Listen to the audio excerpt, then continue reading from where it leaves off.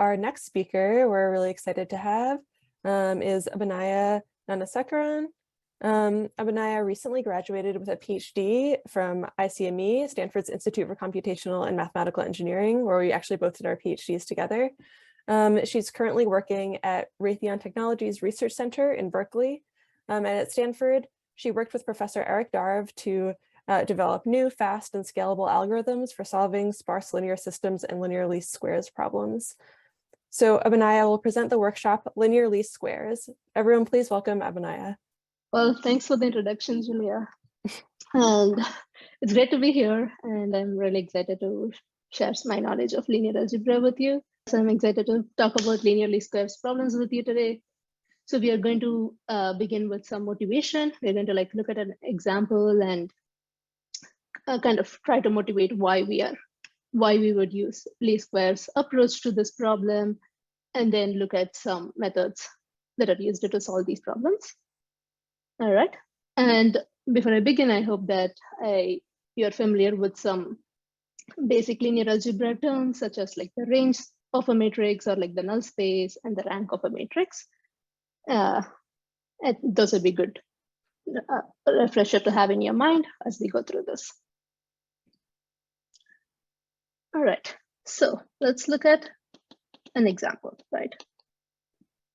So let's say that you have a data set where you have the price of houses in an area, and you have various factors that determine the price, such as maybe the number of beds available, the bedrooms in the house, the square footage, and let's say that the presence of various amenities, like does it have a swimming pool, is there a dishwasher, and so on, right? So let's say I'm just giving an example of a data set.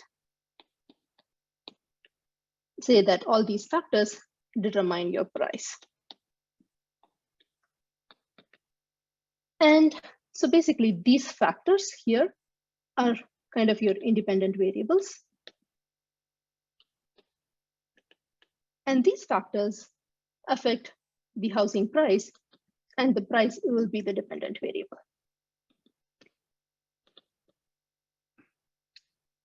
And you're interested in fitting a model that best explains how these independent variables affect the dependent variable. So you're interested in fitting a model that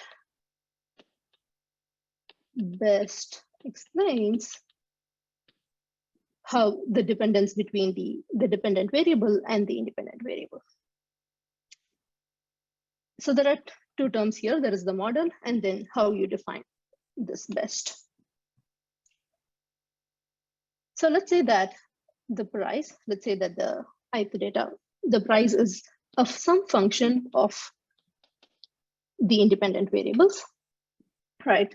For example, the price is the function of the independent variables that I gave as an example earlier, amenities. And let's say that this function can be this function can be anything. You can choose to model this in any way you want, that's up to you. But let's say that you're choosing to fit a linear model to this, that we are fitting a linear model. So when I fit a linear model by this, so then I would have that the price, or whatever dependent variable you have, is a linear function of the independent variables.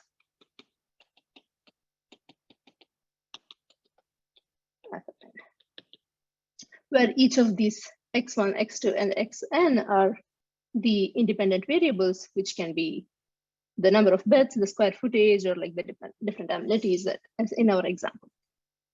Also, I'm going to add a constant term here. So think of this constant term as fixing a base price. So even if you have all your variables to be zero, the house is not free, it's going to have some base cost. So let's say that this alpha 0 kind of represents that. And now let's write this in the form of a matrix and a vector.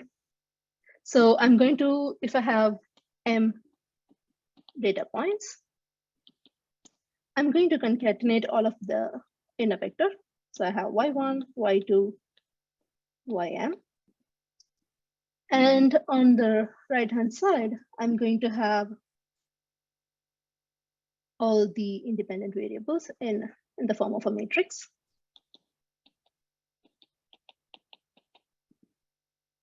And similarly, so on for each of your m data points. And this is multiplied by the vector alpha 0, alpha 1, and alpha n. The size of this matrix X, so okay, this is written in the form of y equals some x times alpha. And the size of this matrix X is an m times n plus 1 matrix.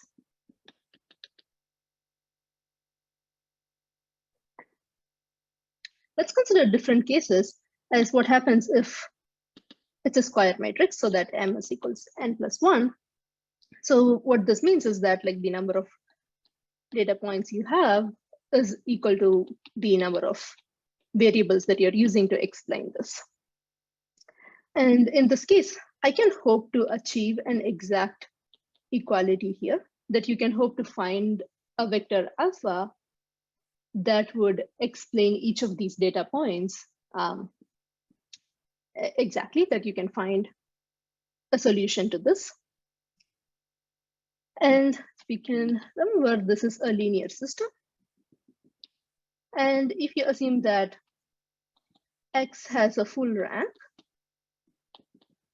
remember that the rank of a matrix is basically the number of linearly independent rows or columns in the matrix. So if X has a full rank, then you can find a unique solution.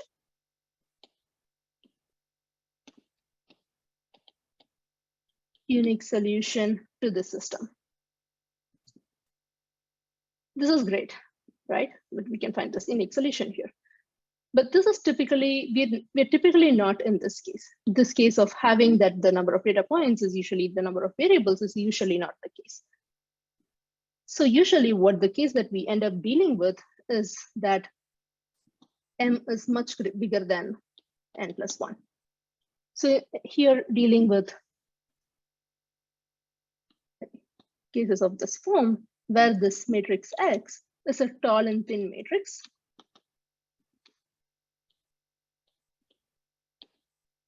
So you have more data points or more observations than you have the variables that are used to explain that. And this is typically the case that we are dealing with, and this is the case that we are going to talk more in detail about. So when you have this, when you're in this situation, you cannot find typically you cannot find a vector alpha such that this will be exactly satisfied as an equality for every data point. This is typically not the case. So in this situation, what can we do? Like, how do we find an alpha that kind of best explains the data point, right? So that is the best that we're going to discuss about. And as you can see that, like I put this in quotation mark, there is no one way to define what is best. Like different people can have different interpretations of what is best for them. One metric that is commonly used to define best is to minimize the sum of squares of the error. So basically, if I have some yi and I have a function of all the variables x that are used to explain this variable, then this is the error.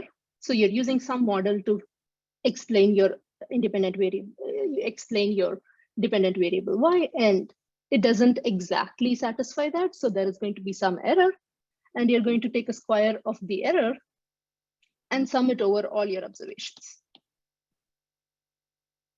And this, as I said, there is not one way to define the best. This is up to, like, there can be different ways of defining this that kind of depends on what situation you're in, what is it that you are interested in minimizing. So for example, other ways of defining best can be to simply take the absolute value of the error and sum this over and minimize this. But what we are going to do, we are going to use the first one. We are going to minimize the sum of squares. So we will be minimizing the sum of squares of the errors. And this is why it's called as least squares. And then since we are fitting a linear model,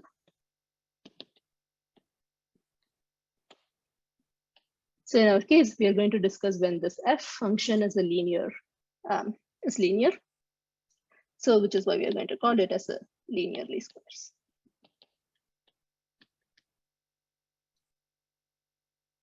All right, so to rewrite this, we are having something like this. Since we have a linear model, we will be minimizing this, which can be written as the norm of y minus x alpha square. So this matrix X is the matrix that we saw earlier, which can also be written as this form, where each of these are like row vectors for each row. All right, great. So this is the setup. This is why we are interested in doing this. And now we are going to look at methods that can be used to solve these kind of problems.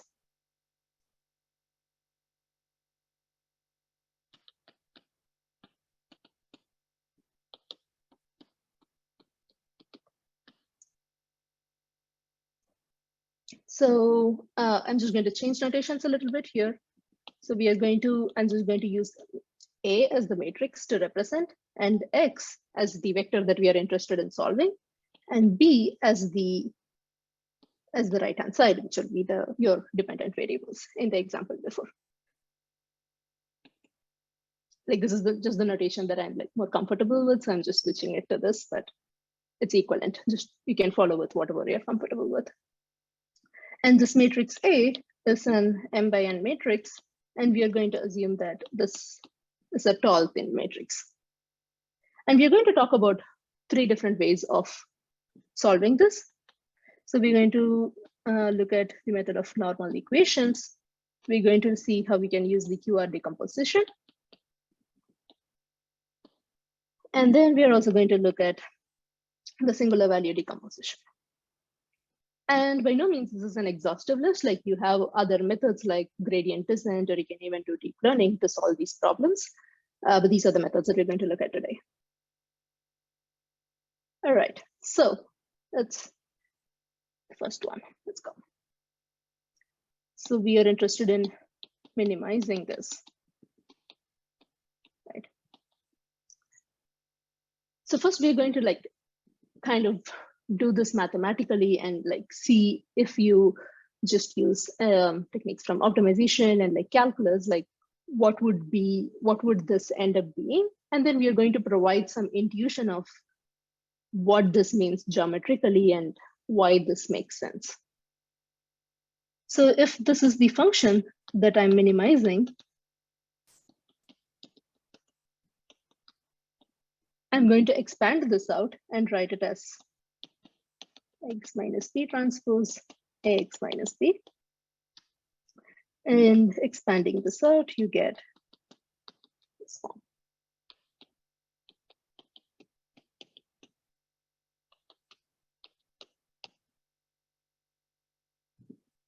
And if you want to find the minimum of this expression, you take the derivative, you take the gradient of f with respect to x, and you set it to 0 and see what value of x satisfies this.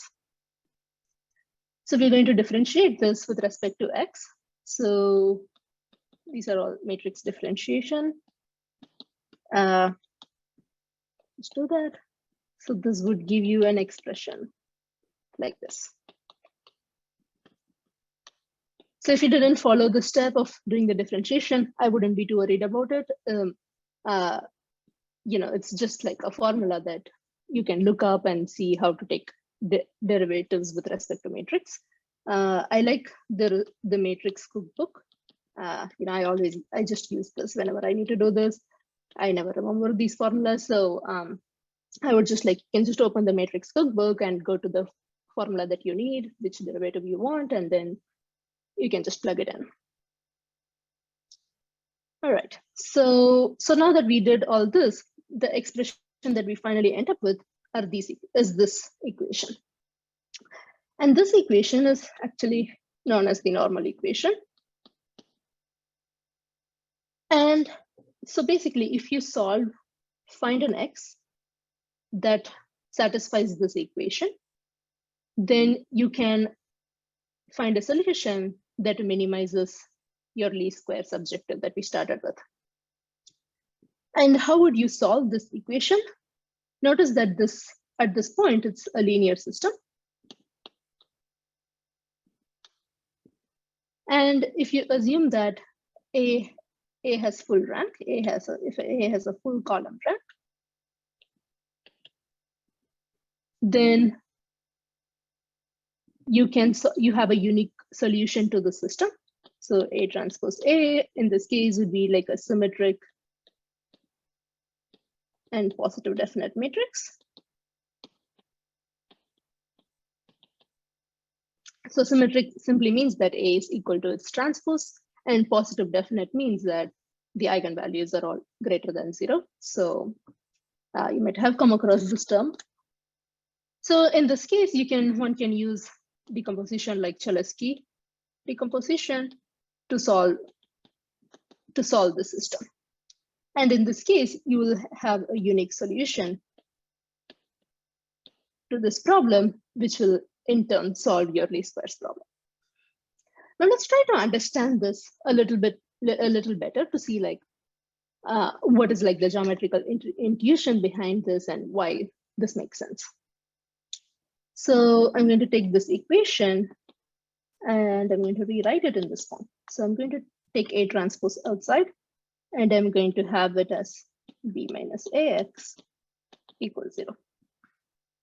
See that these two are just equivalent. I'm just bringing them both to one side and taking A transpose as a common factor outside.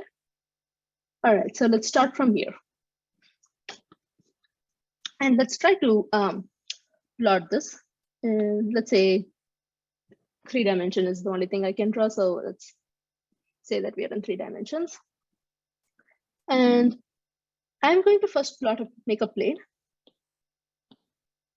And this plane is made up of vectors of the form AX for all X and Rn. And if you remember, this space has a special name. A space of this form is in fact the range of the matrix. It's called the range space or denoted like this. So basically this space is a space that spans the columns of the matrix. So the space is made up of all linear combination of the columns of your matrix. And so you're going to plot this AX. And let's plot the vector B, which need not lie in this plane. It's going to lie outside the plane, because if B in fact was in this plane, then you can find an X that exactly satisfies this, and you would be done. You don't need to do any of the least squares business. It would be an easy solution. So this B is not going to lie in this plane. Let's say that this B lies somewhere outside up here. And now, so since we know that this B is not in the range space, that's why it's outside. So now what we are finding is you're going to find an X such that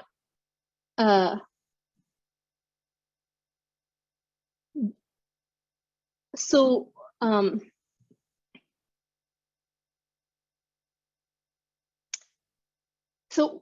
what is least squares doing is that it's going to find an X such that AX it's going to find an x, let's just call it x hat, such that ax hat is going to lie in this plane because it's of this fashion. And ax hat is nothing but the projection of b onto this plane.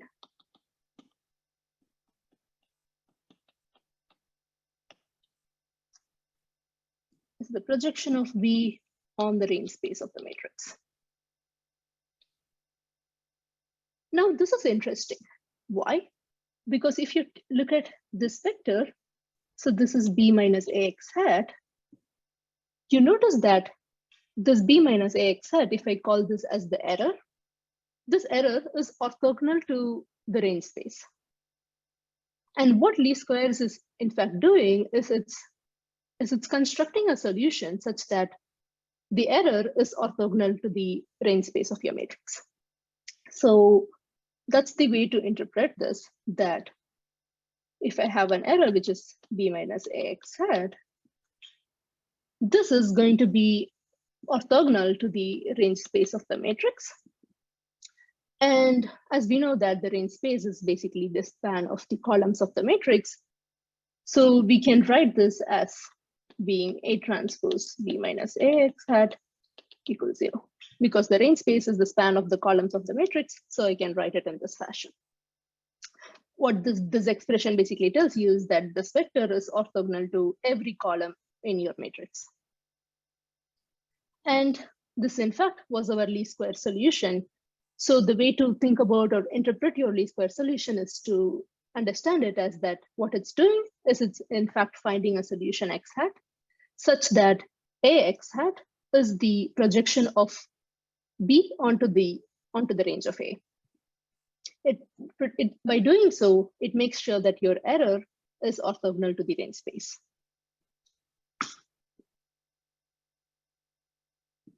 All right.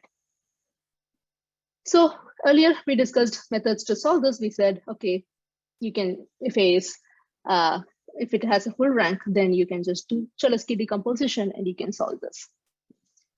One bad thing about doing this solve is that you notice that we're not solving with A, we're solving with this matrix A transpose A.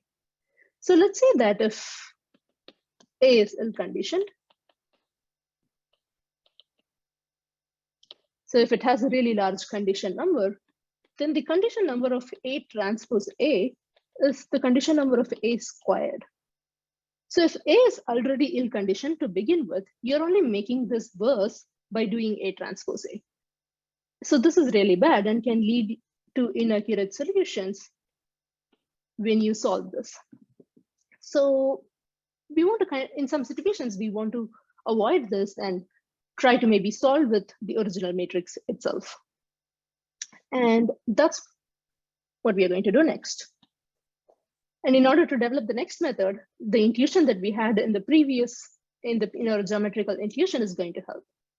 Remember that the least squares is only finding a solution such that the error is orthogonal to the range space of the matrix.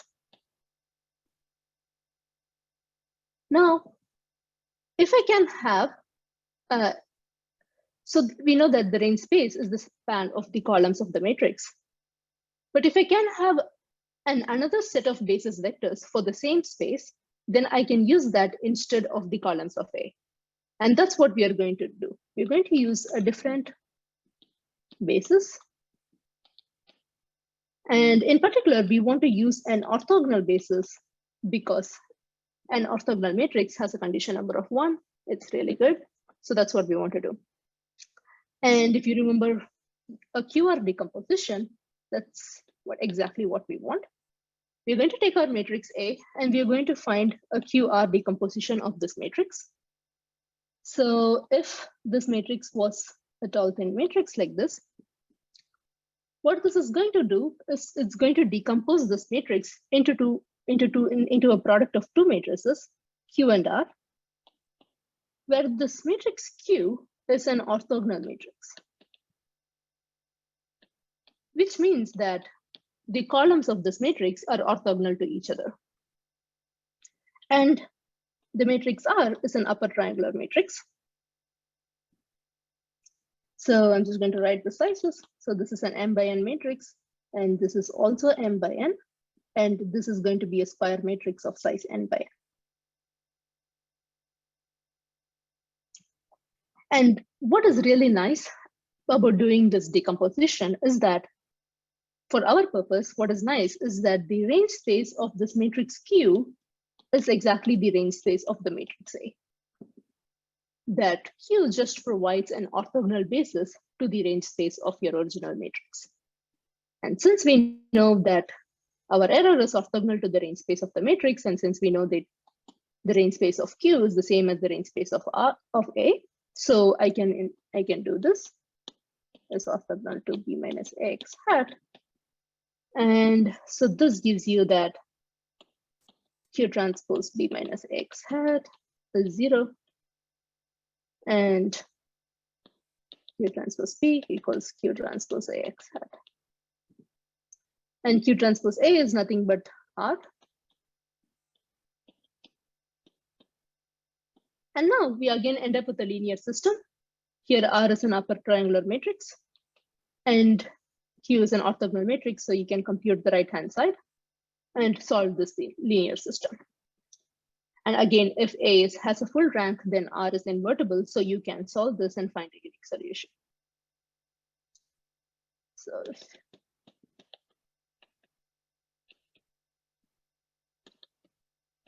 R is invertible, you can find a unique solution to this equation.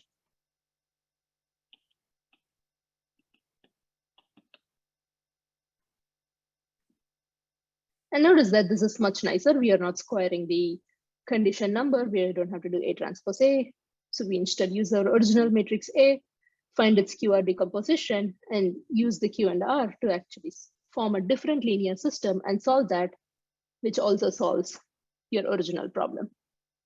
So this is really nice and convenient, and it would give you a more accurate solution.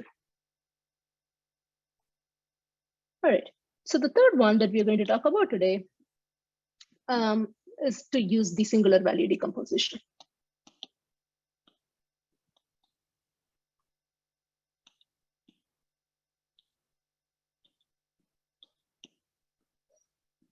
You would have heard of singular value decomposition. It comes up in a lot of different places.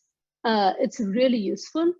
What's really nice about the SPD is that it exists for any matrix. Like, you give me a square matrix, you give me a rectangular matrix, it doesn't matter. I can always find a singular value decomposition for any matrix. So it's really nice and it's really powerful. So what the singular value decomposition is doing is basically to decompose your matrix in terms of 3 matrices. So it's going to be a U, a sigma, a V transpose. Where this U and V are orthogonal matrices, and sigma is a diagonal matrix.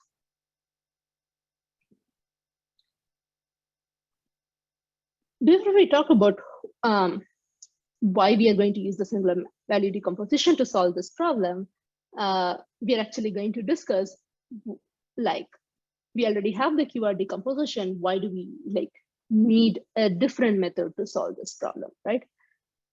And to motivate that, we are now going to consider the case when A is not full rank, so A is rank deficient.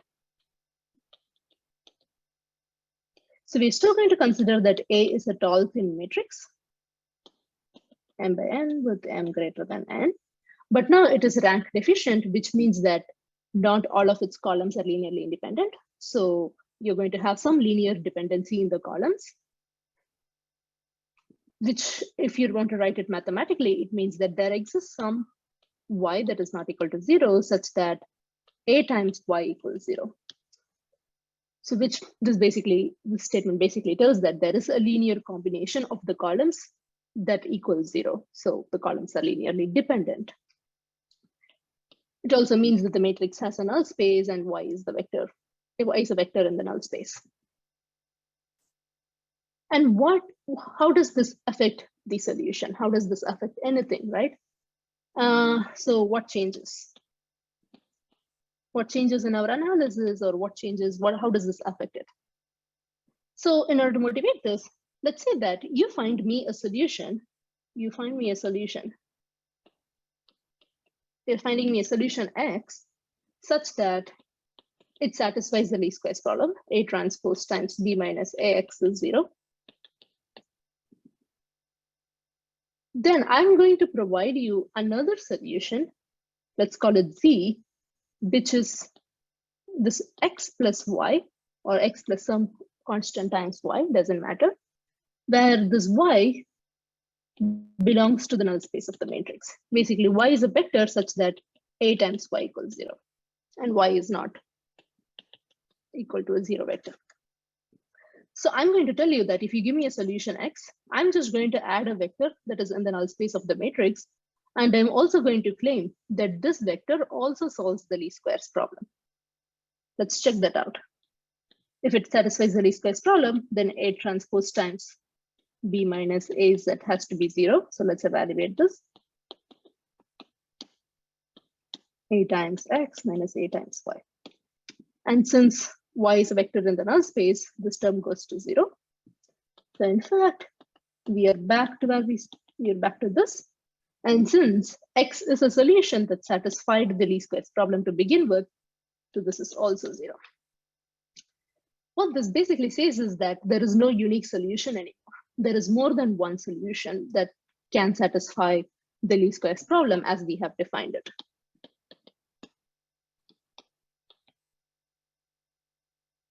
So what in this case, what we want to do is we want to add one more condition. So in addition to satisfying the least squares problem, since it has multiple solutions, we're going to put in one more condition.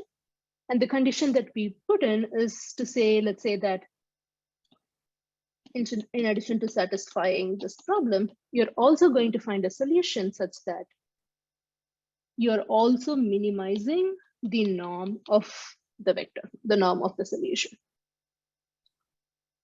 And again, this is like need not be a unique thing that you want to find.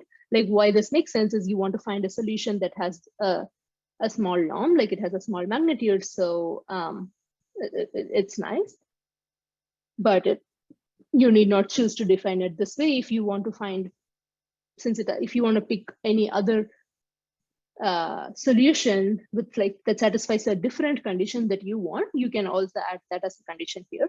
But this is typically what people do. They want to have a solution that also has a small norm.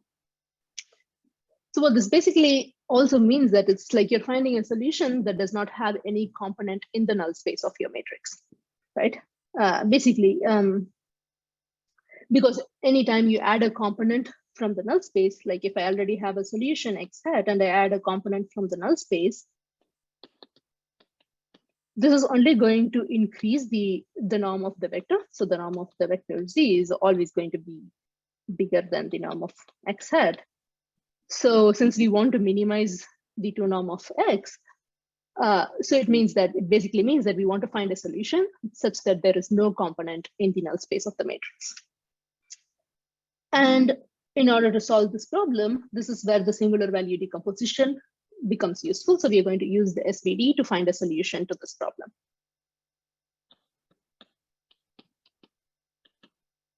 Let's see how we do this. Let's consider the matrix A, and we are going to consider a thin SVD of this matrix, which means that you are going to look at U, which is or has this shape. You're going to look at sigma.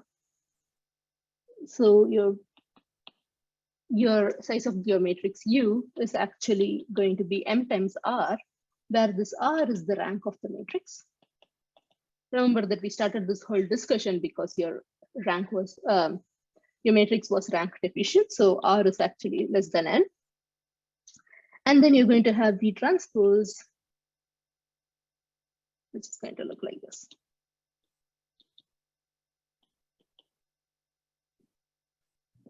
And this is a thin S singular value decomposition of the matrix. And let's say that this is what we start with. And let's say that we again go back to our equation that we had. Any solution to the least squares problem has to satisfy this. And here I'm going to substitute A equals U sigma V transpose and simplify this. So then A transpose becomes V sigma transpose U transpose. So if I substitute this,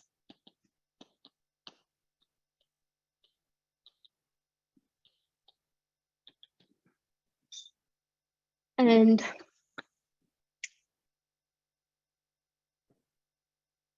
I'm going to multiply by sigma inverse V transpose. So which gets rid of these two terms. Remember that sigma is a diagonal matrix, so the transpose doesn't really matter. So this simplifies to U transpose B equals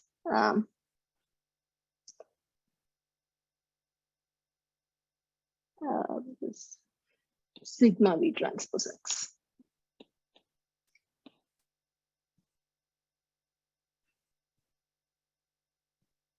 Right. All right, so this is what we have now after substituting in the singular value decomposition in our normal equation. So this is what we end up with. And let's try to understand this equation more. So let's just call this term B transpose X as some other vector omega, let's say.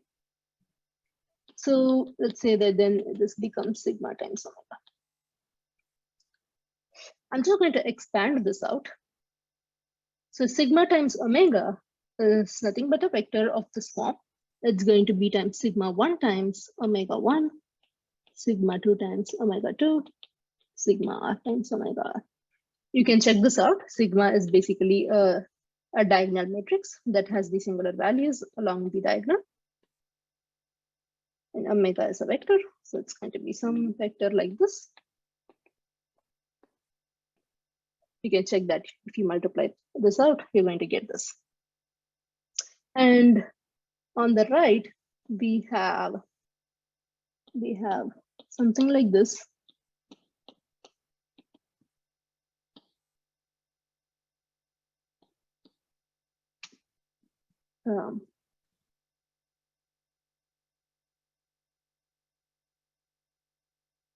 Right. Basically, your matrix U, I'm just going to write it in this form. It's going to be U1, U2, QR. So it's going to be an M times R matrix with R columns. So U transpose B becomes U1 transpose V, U2 transpose V, and so on. Make sure that this makes sense to you. Multiply it out and like work it out yourself to see that this makes sense to you. All right, so let's start here. So what this, then I can equate the terms on the both sides to say that each component of your omega is actually UI transpose B by sigma I. So we know what this omega vector is at this point, right? So we know that omega is this with each of the terms given by that. So we have our, we still need to find X. We know that, we know this term now, we know what is B, we need to find X. All right. So remember that V transpose is a matrix that has the shape. So it is R rows and N columns.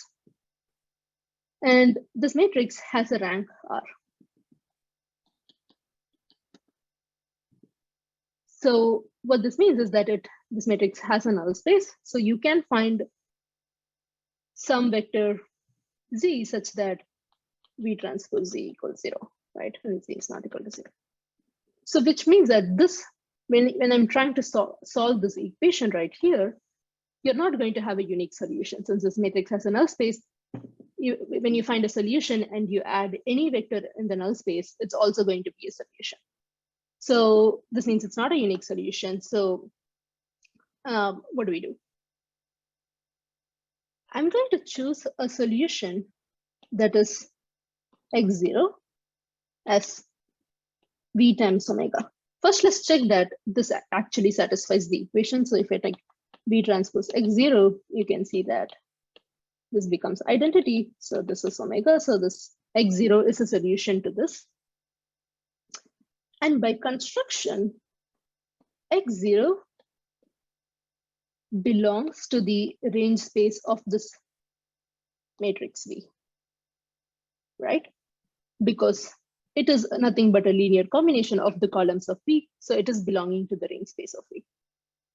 And if you remember, the range space of a matrix is orthogonal to the null space of the matrix transpose. So therefore, X0 is also orthogonal to the null space of V transpose. So since it's orthogonal to the null space of V transpose, it doesn't have any component in the null space of this matrix V transpose. So in fact, this is the solution that we want to our original problem as well. This is a solution that would not have any component in the null space of this matrix V transpose, and so therefore it is a solution that will have a minimum norm. Therefore, the solution that we want to our original least squares problem, which is x minus b squared, and also to minimize V2 norm of x, is nothing but this solution, v times omega, where this v comes from the singular value decomposition of your original matrix. All right. So now that we discussed these three methods, let's kind of summarize them to like see under what situations you would use them, right? It's always good to have a summary to like remember them by. So when we talked about the singular value decomposition, this is in general a method that would work for any situation. Like it would, even if it's not rank deficient, you can still use this. It will work in general for any general system. But it is very expensive. In general, finding a singular value decomposition of a matrix is expensive. And this is a big but. So you don't really want to start with this. Like this is not just doing the SVD and solving a system is not something that you would just blindly do for any matrix. Even though it will work, it's going to be really expensive. So this is should not be your like first choice to do it. If you take the QR decomposition, it will work if A has a full rank, and even if A is ill-conditioned, you can still use this. So use the SVD when you have a rank deficient system, because in that case the other two methods won't work. So you have to use the SVD. But if you already know that your matrix has a full rank, then you can go with the QR option. And just solving the normal equations using Cholesky. I don't really like to do this because of the fact that A transpose A becomes really ill-conditioned if you start with an ill-conditioned matrix. But if for some reason, like you believe that your matrix is well conditioned, or if you have like, you can estimate the condition numbers, there are ways to estimate condition numbers. So if you estimate it and you think it's reasonably well conditioned, then you can go for it, because it is the cheapest method to solve this. And so this kind of summarizes these three methods. I would just like to kind of wrap up by saying that like there are, as I said at the beginning, these are not the only methods to solve these problems. There are so all these methods that we discussed so far, like find an exact solution to your least squares problem. There are other methods like that are more iterative, like there are iterative methods, and methods like gradient descent, which might be familiar with, are fall in this category, which would iteratively go to a solution. So if you don't really want an exact solution and you were happy with an approximate solution, then you can go with these methods. And typically when you have a really, really large data set that you cannot apply these kind of direct methods that I discussed today, then you can go for iterative methods. And you can also just do deep learning. So there are like other methods that you can use to solve these problems. And today we discussed minimizing this error b minus x squared in the 2 norm. But you can choose to minimize the error in different norms. So for example, in some literature, you would have come across people trying to minimize this in the 1 norm, which is something that people usually like to do because this leads to solutions that are sparse, and that's something people like to do. So there are methods to solve those problems. And another class of least squares problem that we didn't talk about today is what happens when your matrix A is instead of it being tall and thin, it's now short and fat. So it's going to be M is smaller than N. So it's going to be a matrix that looks like this. So what would you do in this case? In this case, also there is no unique solution. So you would want to like minimize another quantity, again, like what we did with the like minimizing the 2 norm of the solution and trying to find, so using that as another condition to get a solution. Again, you can use the singular value decomposition to solve this. It's going to look slightly different from what we had in here, but you can do the same derivation to get a solution for this problem as well. That brings us to the end of today's workshop. So I will open up the floor to questions. So if you have any questions, you can ask me now. Yeah, thank you. Great, thank you so much for that workshop. It's always great to have more of the mathematical and linear algebra backing that underlies so many of the algorithms we use in data science. To start off questions, you talked about a lot of these methods in kind of broad terms, but I'm curious what languages you usually use to implement them, or how like the coding side of things works. So for a lot of these methods, like you can use like linear algebra libraries like LaPeX and BLAS, which have a lot of these routines implemented already. So typically I do all my coding in C++, but I know that a lot of people in data science just use Python. So you can basically choose whatever language that you want to use it in, and called LaPeX and BLAS are like usually available as packages that you can just use and use the routines from that. Okay, great. I think that's really helpful. Another question is, with a lot of kind of more complicated prediction algorithms to become more popular recently, like you mentioned deep learning, what are some of the advantages for someone who would be like, oh, why don't I just use deep learning to have an answer? As like, what are some advantages of linear least squares?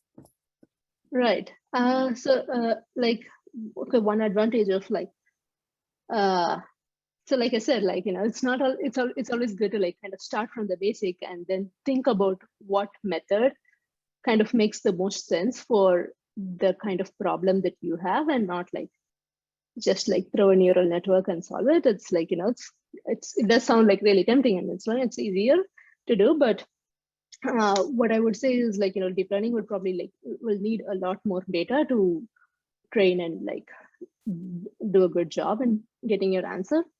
So if you have like a much smaller data set, like typically when people deal with small data, then you would probably prefer to use these kind of direct methods, which would work better and give you the solution. So in those cases, these methods would be preferred. And also sometimes in some cases that you might want for methods like iterative methods are really nice to use when you don't really want the exact solution. You don't want the solution to like mission precision, like you are just happy with getting an error of the order of 10 per minus 3, 10 per minus 4. If you're happy with that, then you can choose methods, iterative methods. So you would kind of, in these methods, you would kind of go to the solution iteratively. So you can stop at a point where you are happy. So you don't have to pay the cost of getting a fully accurate solution because you don't need it. So in those cases, those methods will be preferred. Yeah. Okay, cool. I think that's really helpful, understanding how everything all fits together. So just one more question, unless more pop up in the chat. If there are people who don't have much linear algebra background, but are interested in learning more, how do you suggest they start with that? It's a good question. That's a really good question, right? I didn't really have much linear algebra background when I came to grad school, so that was a bit of a struggle for me. First, I would would be to just get all the basic concepts right, because a lot of data science and machine learning would use concepts that are much more advanced. But it's really good to be strong in the basics.